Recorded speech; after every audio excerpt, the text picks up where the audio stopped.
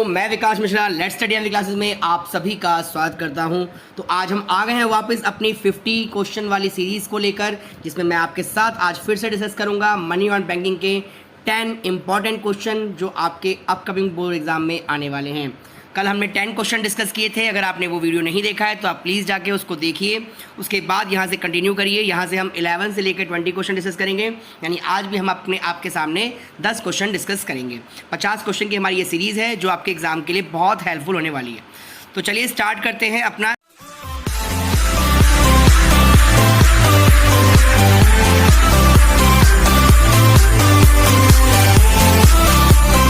11 question से आज की क्लासेस स्टार्ट करते हैं। कहता था ratio of the total deposit that a commercial bank has keep with the reserve bank of India is called. मतलब जितना भी कमर्शियल बैंक के पास पैसा आता है उसका कुछ परसेंट, उसको कुछ रेशियो जो है उसको टोटल डिपॉजिट का सेंट्रल बैंक के पास यानी आरबीआई के पास रखना होता है। तो उसको हम क्या बोलते हैं? उसको स्टैट्यूटरी लिक्विड रिजर्व रेशियो कहते हैं, उसको डिपॉजिट रेशियो कहते हैं, उसको कैश रिजर्व रेशियो कहते हैं, या उसको एलआरआर यानी कि लिक्विड रिजर्व रेशियो कहते हैं। तो बता दूं मैं आपको, उसे हम कहते हैं cash reserve ratio, CRR। Actual में होता क्या है कि जो आरबीआई है वो कमर्शियल बैंक को ये इंस्ट्रक्शन देता है कि जितना भी आपके पास कैश डिपॉजिट होता है उसका आपको अपने पास कम से कम कुछ परसेंट LRR निकालना है, जिसको आप लिक्विड रिजर्व रेशियो बोलते हो। और फिर उस लिक्विड रिजर्व रेशियो का ही कुछ परसेंट यानी जिसको आप CRR बोलते हो वो कमर्शियल बैंक के पास हो जाता है, और कुछ परसेंट वो अपने पास ही रखते हैं, जिसको आप स्टैट्यूटरी लिक्विड रिजर्व कहते हैं। तो ये दो कॉन्सेप्ट निकल के आते हैं, यानी LRR के ही दो पॉइंट हैं, एक CRR और एक SLR। नेक्स्ट क्वेश्चन कहता है credit creation by the commercial bank is determined by. Credit creation जो कमर्शियल बैंक का होता है ये किसके द्वारा डिटरमाइन किया जाता है? इसका मतलब कि जो उनके पास पैसा आया उससे बहुत वो निर्माण करते हैं और कितना गुना पैसा अपने पास कर लेते हैं। तो ऑप्शन नंबर ए है cash reserve ratio, option number B है statutory liquid ratio, initial deposit या ऑल ऑफ द एबव। तो इसका जो हमारा आंसर होगा करेक्ट वो होगा इनिशियल डिपॉजिट। इसका मतलब C is the right answer of this question. Question number 13 है calculate the total deposit created in initial deposit in of rupees 1000 crore and LRR मतलब liquid reserve ratio is 12.5%। तो अगर आप इसका फॉर्मूला लगाते हैं जो मैंने आपको कल भी बताया था, अगर आपने लेक्चर देखा हो तो टोटल मनी क्रिएशन का फॉर्मूला याद करिएगा आप। टोटल मनी क्रिएशन कितनी कैसे निकालते हैं हम? हमारा फॉर्मूला था इनिशियल डिपॉजिट मल्टीप्लाई में 1 में LRR। आप चाहें तो फिर यहाँ पे फॉर्मूला लगा सकते हैं।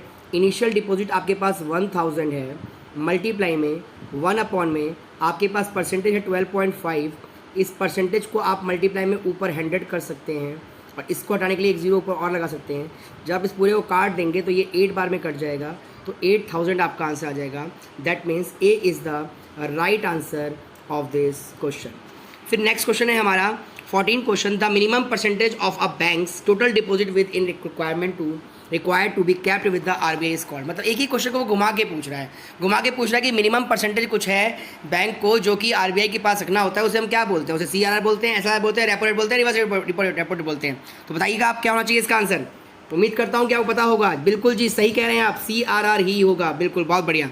Next question 15, dash is the rate of interest charge by the central bank on loans given to the commercial bank. इसका मतलब सेंट्रल बैंक जब पैसा देता है कमर्शियल बैंक को, तो जो लोन देता है वो, तो उसको आप किस नाम से जानेंगे? Cash reserve ratio, statutory liquid ratio, reserve repo rate या फिर बैंक रेट? तो आपको पता होना चाहिए कि उसको हम कहते हैं bank rate. Next question 16, the difference between the amount of loan and market value of security offered by the borrowed against the loan is called.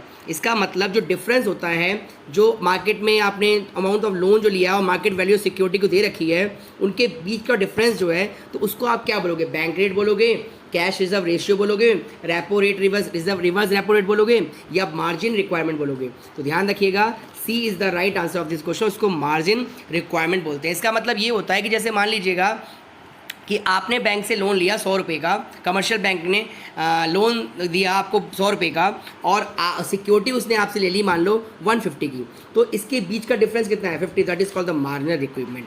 फिर नेक्स्ट कहते हैं 17 question, which one is a qualitative measure of credit control. Credit control के दो aspect होते हैं, एक होता है क्वालिटेटिव, एक होता है क्वांटिटेटिव। तो क्वांटिटेटिव में आपको बताइए bank rate, CRR, open market operation, ये सारी चीज़ें आती हैं। तो क्वालिटेटिव में क्या आ जाएगा, तो क्वालिटेटिव में आ जाएगा हमारे पास D is the right answer of the question, यानी कि मार्जिन रिक्वायरमेंट। 18 क्वेश्चन हमारा यहाँ पे कहता है विच of the following is not a helpful for the controlling money supply.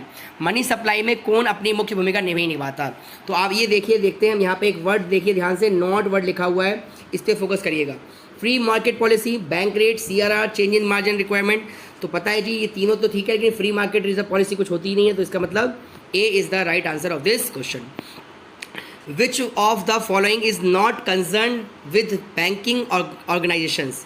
क्या चीज़ वो कंसर्न नहीं करती है, क्या चीज़ उसके इसके अंडर में नहीं आता।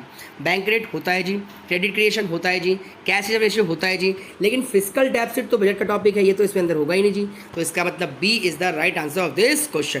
क्वेश्चन नंबर 20 कहता है, क्वेश्चन नंबर 20 कहता है हमारे पास कि central bank is an apex of the country that, क्या करता है ये, control the entire banking system of the country. हाँ जी करता है। इशू करेंसी, हाँ जी ये भी करता है। Act as banker to the government, बिल्कुल जी। इसका मतलब D is the right answer of this question, all of the above.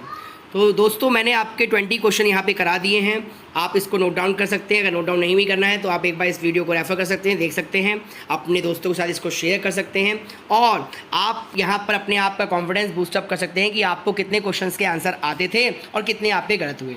तो चलिए नेक्स्ट वीडियो में फिर मिलेंगे 10 क्वेश्चन के साथ। 5 वीडियो आपके लिए आएंगी मैनी या बैंकिंग की, जिसमें मैं आपके साथ 10 क्वेश्चन डिस्कस कर रहा हूँ।